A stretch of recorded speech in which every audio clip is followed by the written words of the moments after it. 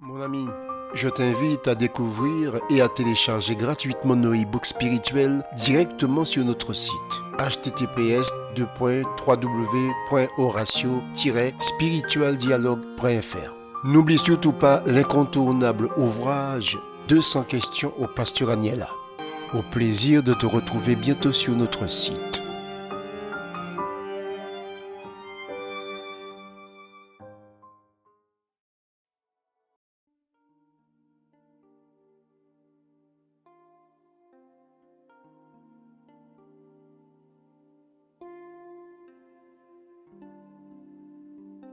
Mes amis, le titre de mon message d'aujourd'hui s'intitule « Et si Pâques était pour toi ?» Pour ce discours, j'ai choisi comme texte de référence Luc 24, 1, jusqu'au verset 8. Le dimanche matin de très bonne heure, les femmes se rendirent au tombeau en portant les huiles aromatiques qu'elles avaient préparées. Elles découvrirent que la pierre fermant l'entrée du sépulcre avait été roulée à quelque distance de l'ouverture. Elles pénétrèrent à l'intérieur, mais ne trouvèrent pas le corps du Seigneur Jésus-Christ. Pendant qu'elles étaient encore à se demander ce que cela signifiait, deux personnages vêtus d'habits étincelants se tinrent tout à coup devant elles. Elles étaient toutes effrayées et baissaient les yeux vers le sol. Ils leur dirent alors : « Pourquoi cherchez-vous parmi les morts celui qui est vivant ? Il n'est plus ici, mais il est ressuscité. Rappelez-vous ce qu'il vous disait quand il était encore en Galilée. Il faut que le Fils de l'homme soit livré entre les mains des pécheurs, qu'il soit crucifié et qu'il ressuscite le troisième jour. » Mon ami, dans ce message, je t'invite à sortir du calendrier. Alors aujourd'hui, j'aimerais simplement te parler de Pâques, mais autrement. Souvent, quand on pense à Pâques, on pense quoi ? Un bon repas en famille, du chocolat, un moment sympa. Et honnêtement, il n'y a rien de mal à ça. C'est même de belles choses. Mais Pâques, ce n'est pas seulement ça. Pâques, c'est le cœur de la foi chrétienne. C'est le moment où Jésus est mort et, surtout, où il est ressuscité. Et ça change tout. Parce que ça veut dire que la mort n'a pas le dernier mot. Ça veut dire qu'il y a de l'espérance.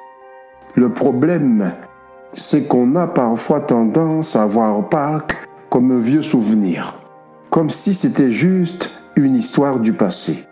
Comme si le tombeau vide, c'était un peu un monument. Un lieu qu'on regarde de loin.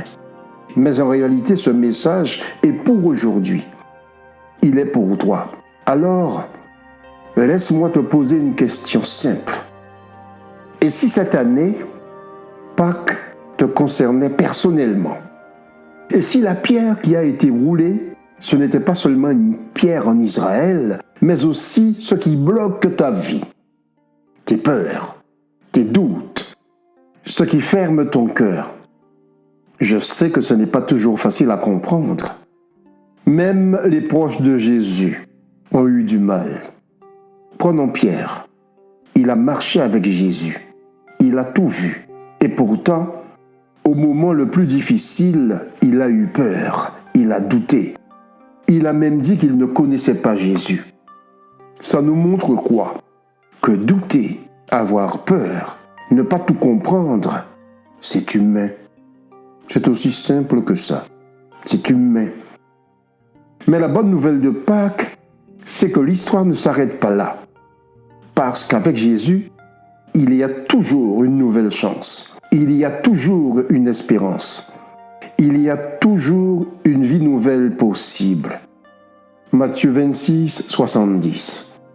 Mais Pierre le nia en disant devant tout le monde : « Je ne vois pas ce que tu veux dire. » Comme il se dirigeait vers le porche pour sortir, une autre servante l'aperçut et dit à ceux qui étaient là : « Voilà un qui était avec Jésus de Nazareth.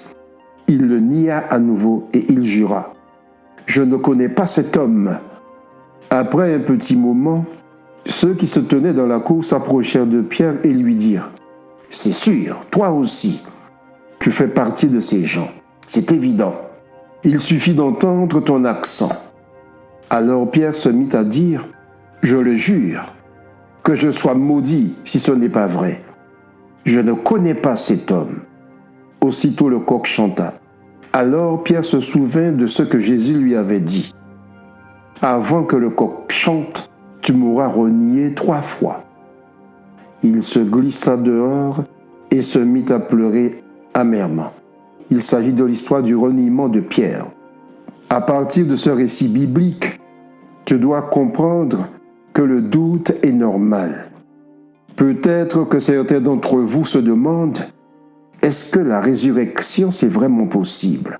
Ou bien, est-ce que je peux vraiment comprendre ce que signifie Pâques? C'est vrai que ce n'est pas simple. On parle de 3 jours qui ont bouleversé l'histoire. 3 jours qui ont tout changé. Forcément, ça peut nous dépasser.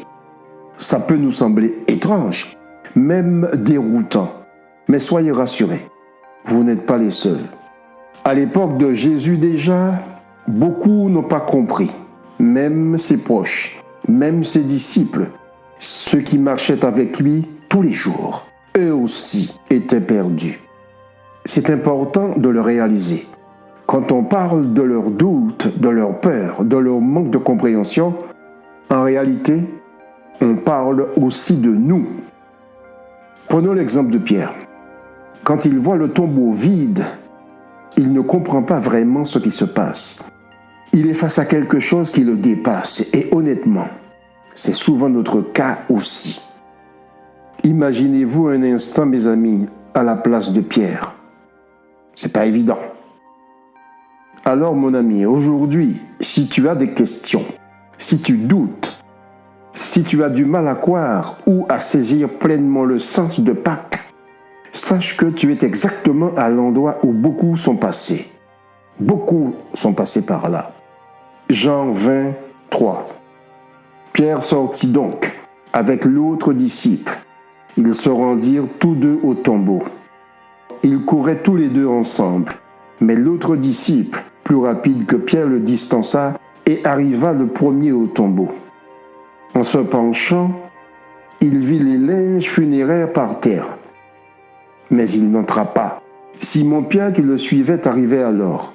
Il entra dans le tombeau, vit les linges qui étaient par terre, et le linge qui avait enveloppé la tête de Jésus.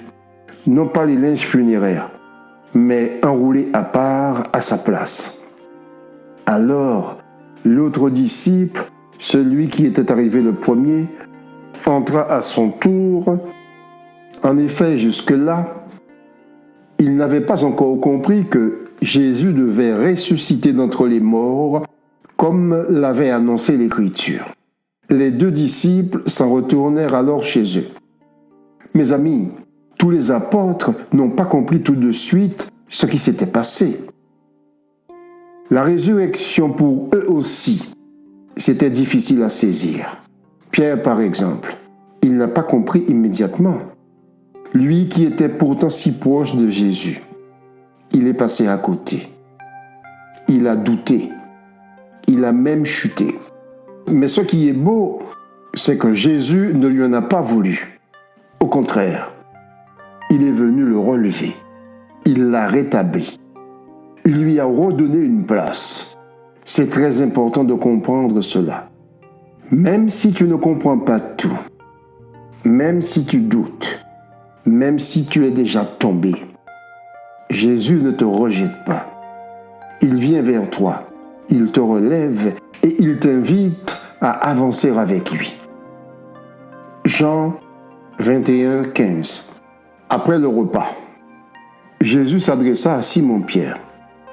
« Simon, fils de Jean, m'aimes-tu plus que ne le font ceux-ci » ?« Oui, Seigneur, répondit-il, tu connais mon amour pour toi. » Jésus lui dit, « Prends soin de mes agneaux. » Puis il demanda une 2e fois, « Simon, fils de Jean, m'aimes-tu ? Oui, Seigneur, lui répondit Simon. Tu connais mon amour pour toi. Jésus lui dit, nourris mes brebis. Mes amis, la compréhension et la transformation ne viennent pas toujours d'un coup. Ça n'arrive pas comme ça prend du temps. La transformation et la compréhension, ça met du temps. L'histoire de Pierre nous montre quelque chose de très simple. Même quand on ne comprend pas tout, même quand on se trompe, Dieu ne nous abandonne pas. Alors, mon ami, si aujourd'hui tu n'arrives pas à saisir toute la puissance de la résurrection, ce n'est pas grave. Jésus ne t'en voudra pas. Regarde comment il a agi avec Pierre. Il ne le rejette pas, il ne le condamne pas, il le relève. Et ça te concerne directement, ça nous concerne directement. Jésus est mort pour nos échecs, pour nos erreurs, pour nos chutes, mais aussi pour notre restauration. Pâques, c'est justement ça, une nouvelle chance. Pâques te rappelle que tes erreurs ne sont pas une fin. Elles ne te condamnent pas. Tes erreurs ne te condamnent pas. Peut-être que tu as l'impression d'avoir raté quelque chose avec Dieu, ou même dans ta vie. Mais souviens-toi d'une chose. Dieu est tout-puissant. Il est capable de transformer ta vie. Il est capable de transformer un tombeau qui est un lieu de fin en un jardin qui est un lieu de commencement. Regarde Marie-Madeleine. Elle est là, en train de pleurer devant le tombeau. Elle pense trouver un corps sans vie, mais elle rencontre Jésus vivant. Et ça change tout. Alors, j'aimerais vraiment que tu entendes ça. Aujourd'hui, Pâques, c'est pour toi. Oui, tu peux partager un bon repas, il n'y a pas de souci. Manger du chocolat, profiter de ta famille. Mais Pâques, ce n'est pas seulement ça. C'est bien plus profond que ça, mon ami. C'est une réponse à tes doutes. C'est une espérance pour ta vie. Ça veut dire que la mort, la tristesse, le désespoir n'ont pas le dernier mot. Quand tu vois des larmes, quand tu traverses de moments difficiles, rappelle-toi, ce n'est pas fini. Alors, pose-toi cette question. Quelles sont les choses mortes dans ta vie d'aujourd'hui ? Un rêve brisé, une relation abîmée, une joie perdue. Pâques te dit une chose simple. Ce n'est pas fini. La résurrection n'est pas seulement un miracle impressionnant. C'est ce qui nous ouvre le chemin vers Dieu. C'est ce qui nous donne accès à une vie nouvelle. Jean 14, 6. Jésus lui dit, « Je suis le chemin, la vérité et la vie. Nul ne vient au Père que par moi. » Ici, Jésus dit quelque chose de très fort. Il affirme qu'il est le seul chemin pour aller vers Dieu le Père. Autrement dit, ce n'est pas par nos efforts, ni par nos bonnes actions que l'on peut se rapprocher de Dieu, mais à travers lui, à travers Jésus. C'est une parole importante à comprendre, parce qu'elle nous montre que nous n'avons pas à mériter l'accès à Dieu. Jésus est venu ouvrir ce chemin pour nous. Ce n'est pas nous qui l'ouvrons. Ça rejoint le message de Pâques. Par sa mort et sa résurrection, il a rendu possible cette relation avec Dieu. Alors, même si tu te sens loin, même si tu ne penses pas être à la hauteur, le chemin est déjà ouvert. Et ce chemin, c'est Jésus lui-même. Hébreux 10, 19.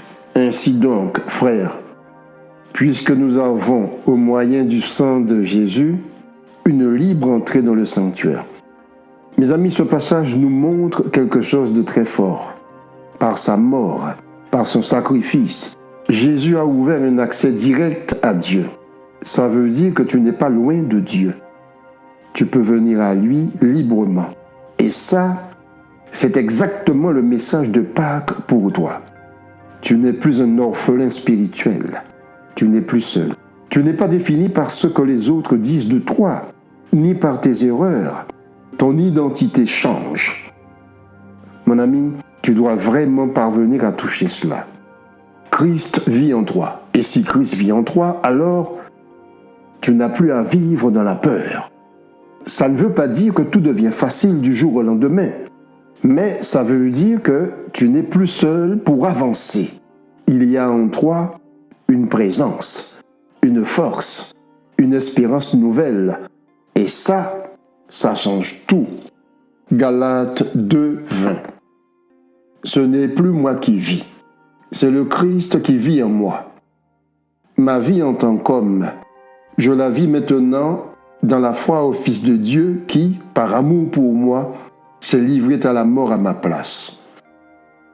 Mon ami, et si Pâques, c'était vraiment pour toi? Fais un pas, essaye de le saisir. Pâques, c'est comme un cadeau déjà préparé, déjà offert. Mais, tant que tu ne l'ouvres pas toi-même, ça reste quelque chose de théorique, une idée, une belle histoire, rien de plus. Mais ça ne transforme pas ta vie. Et quelque part, c'est comme si tu vivais en pensant que Jésus n'est pas vraiment ressuscité, puisque ça ne change rien pour toi personnellement. Alors aujourd'hui, il y a un passage à faire. Ne dis plus seulement « le Christ est ressuscité », mais dis « le Christ est ressuscité pour moi ». Ça change tout, parce que ça devient personnel, ça devient vivant. Ça veut dire que tu es concerné. Ça veut dire que tu es inclus dans cette victoire. Tu es ressuscité avec lui. Il t'a donné une nouvelle identité. Tu n'es plus défini par ton passé, ni par tes échecs, mais par ce qu'il a accompli pour toi. Et c'est ça, le vrai message de Pâques. Prions. Esprit Saint, ouvre les yeux de mon cœur et de mon intelligence pour que je comprenne pleinement que la Pâques n'est pas seulement un événement historique, mais qu'elle est pour moi personnellement. Que cette vérité pénètre au fond de mon être et produise en moi une transformation réelle et durable. Accorde-moi de puiser dans la puissance de la résurrection de Jésus-Christ. Dès cet instant, que toutes les chaînes soient brisées, que tous les liens qui me maintiennent captif soient définitivement rompus. Renouvelle-moi de l'intérieur. Fais-moi marcher dans la vie nouvelle que Jésus-Christ m'offre aujourd'hui. Car si le Fils vous a franchi, vous serez réellement libre. Amen.